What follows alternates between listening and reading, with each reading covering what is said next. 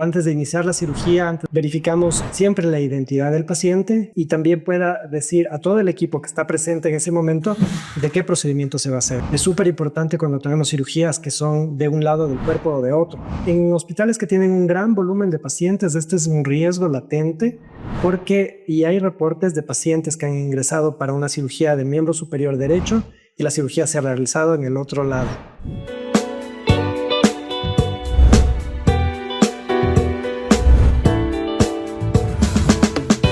En una nueva cita de Escuchar para Sanar te contamos los elementos importantes, vitales a la hora de atravesar por una cirugía. El antes, el durante, el después son importantes para garantizar los resultados y también tu tranquilidad. Te lo contamos aquí de la mano del doctor José Luis Recalde, médico cirujano del Hospital Vos Andes. Te esperamos.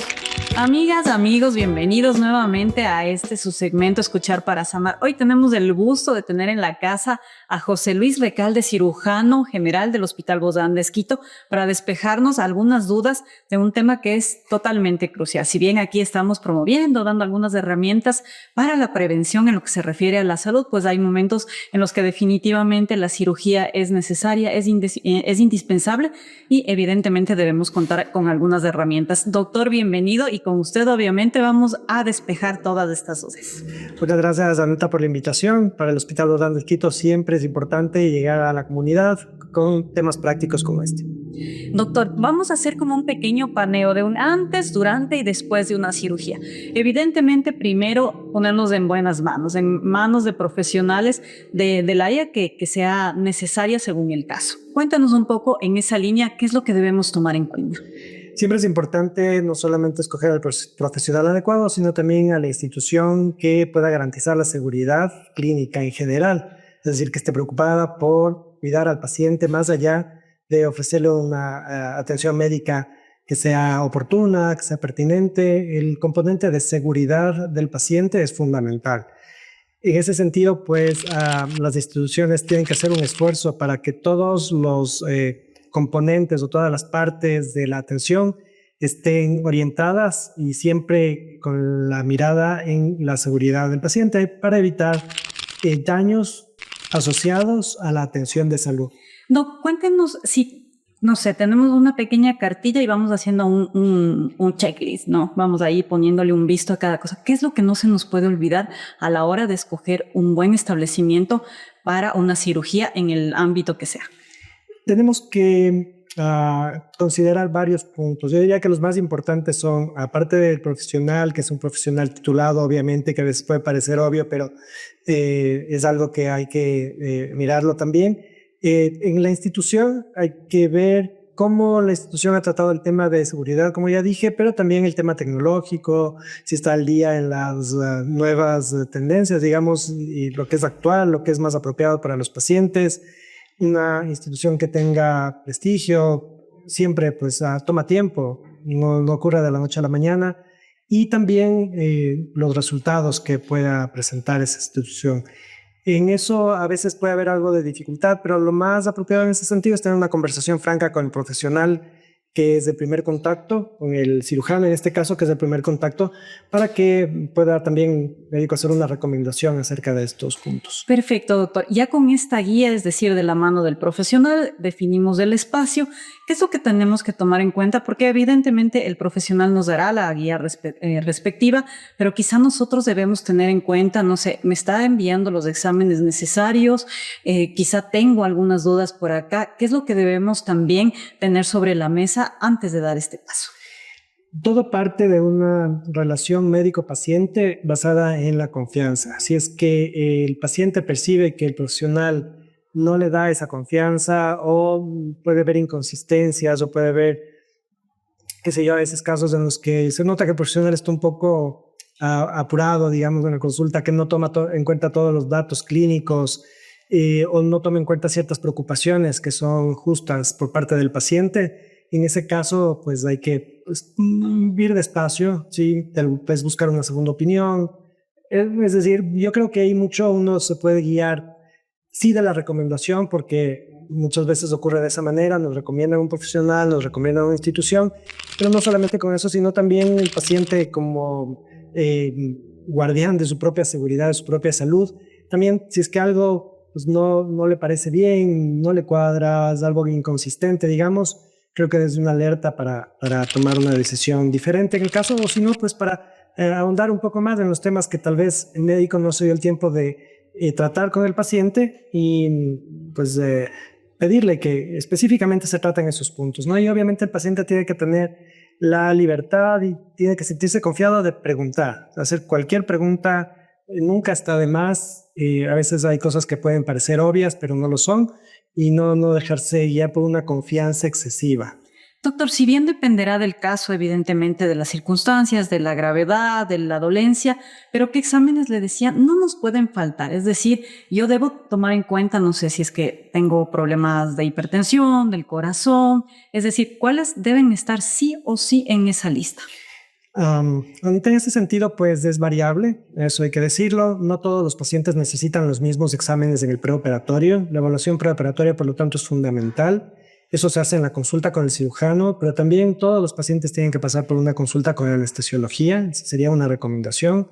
Esa consulta puede hacerse en un tiempo corto si el paciente no tiene antecedentes importantes, pero otras veces el paciente sí necesita un periodo de tiempo y algunos otros exámenes. Por ejemplo, pongamos el caso del paciente con hipertensión, probablemente necesite un chequeo clínico, el médico especialista en medicina interna, que también es parte del equipo en los pacientes que van a cirugía, y probablemente necesite algunos exámenes como un electrocardiograma, ¿sí? Un mapeo de la presión arterial para verificar cómo está controlada o no la enfermedad, y en otros casos, como por ejemplo pacientes diabéticos, pues para que se estabilice su condición de base, su enfermedad y no tengamos novedades durante o después de la cirugía. Entonces, sí, contestamos su pregunta, es variable. Cada paciente es diferente. En algunos pacientes no se necesitan muchos exámenes. En pacientes jóvenes que no tienen enfermedades crónicas, pues un examen de sangre es lo básico, ver el contagio de glóbulos blancos, el contagio de plaquetas, el contagio de henatíes o el nivel de hemoglobina para ver si el paciente no tiene anemia, descartar cosas que puedan pasarse por alto, ser más sutiles, no tener una manifestación clínica en ese momento. Como digo, pues depende de cada paciente. Pacientes más jóvenes generalmente pedimos menos exámenes porque no lo necesitan, y pacientes que tienen más edad o que tienen enfermedades o comorbilidades, como le llamamos nosotros, pues es necesario pedir exámenes y una evaluación más exhaustiva. Y de ahí la importancia del acompañamiento con un buen profesional y además en como usted ya nos mencionaba, en una casa de salud que nos preste esas garantías. Y doctor, claro, dependerá también si es una cirugía programada, en donde hay este tiempo para realizar todo este paneo de exámenes, chequeos, y una cirugía que sea pues de emergencia. Sí, definitivamente en cirugía de emergencia lo que ocurre es que los tiempos se acortan y sin embargo hay exámenes que no se dejan de hacer, hay exámenes que hay que hacerlos sí o sí, aún en circunstancias de emergencia. Por eso también es importante que el paciente busque un sitio donde eso se pueda resolver de forma oportuna, ¿no? Que se pueda hacer pronto estos exámenes, que no tomen tiempo para que la emergencia o la urgencia médica se atienda en el tiempo que corresponde. Sí. Doctor, además, ahí investigando un poquito, pues sabemos que hay un manual que lo define o que lo promueve la Organización Mundial de la Salud, justamente que tenemos ahí como unos ciertos paso a paso, ¿no? En ese manual también se refiere al equipo. Usted hablaba de la importancia de, claro, tenemos un profesional que está encabezando, digamos, de este equipo, pero de ahí también hay otros elementos, otras aristas, otros componentes que también debemos tomar en cuenta. Sí, Anita, esto se refiere a la lista de verificación de cirugía segura y básicamente es una iniciativa de la Organización Mundial de la Salud a través de la Alianza Mundial para la Seguridad del Paciente, que a principios de siglo, en la primera década de este siglo, se preocupó por los pacientes que van a cirugía y que entran en un periodo de riesgo. Digamos que siempre comparamos un poco a cómo ocurre cuando uno toma un vuelo. Es más o menos de la comparación, ¿no? Entonces, antes del viaje uno se prepara con todo y verifica que todo esté listo, que no se olvide nada. Luego, al momento de abordar, hay otro chequeo. Luego, al llegar, nuevamente estamos verificando ciertas cosas. En ese caso, pues nosotros mismos. Pero en cirugía segura, lo que hacemos es, antes de la cirugía, verificamos ciertos puntos. Durante la cirugía, inmediatamente antes de empezar el procedimiento, se verifica otros puntos. Y al salir del procedimiento, antes de que el paciente deje el quirófano, se verifica otros puntos más. Entonces son 3 pasos básicamente o 3 componentes que tiene esta lista de verificación propuesta por la OMS y que muchos hospitales la han adoptado. La recomendación ahí es adaptarla al medio, es decir, a la forma en la que tenemos de hacer las cosas, y cada institución tiene cierta libertad para aplicarla, pero la recomendación de la OMS es que sí o sí se apliquen listas de verificación para que la cirugía no tenga incidencias. Qué buen ejemplo que acaba de poner usted, porque a veces es importante también como hacer una comparación en quizá circunstancias más cotidianas, ¿no? Entonces aquí preparamos la maleta, obviamente compramos el vuelo, vamos a hacer toda una revisión y finalmente vamos a llegar a un destino. Y cuando llegamos a ese destino, Doc, ¿qué debemos hacer? Bien, en ese sentido, pues nosotros tenemos que, volviendo a la comparación, antes de salir o antes de iniciar la cirugía, antes de que el paciente reciba su inducción anestésica o el manejo anestésico previo, verificamos siempre la identidad del paciente. Eso es algo importante. Se verifica a qué procedimiento se le va a someter al paciente. Esto se le hace junto con el paciente para que el mismo paciente pueda decirnos, obviamente, sus datos personales, y también pueda decir a todo el equipo que está presente en ese momento de qué procedimiento se va a hacer. En este punto es súper importante cuando tenemos cirugías que son de un lado del cuerpo o de otro. Por ejemplo, cuando se interviene en una extremidad, siempre estamos pendientes de que el lado sea el correcto, ¿sí? En hospitales que tienen un gran volumen de pacientes, este es un riesgo latente, y hay reportes de pacientes que han ingresado para una cirugía de miembro superior derecho y la cirugía se ha realizado en el otro lado.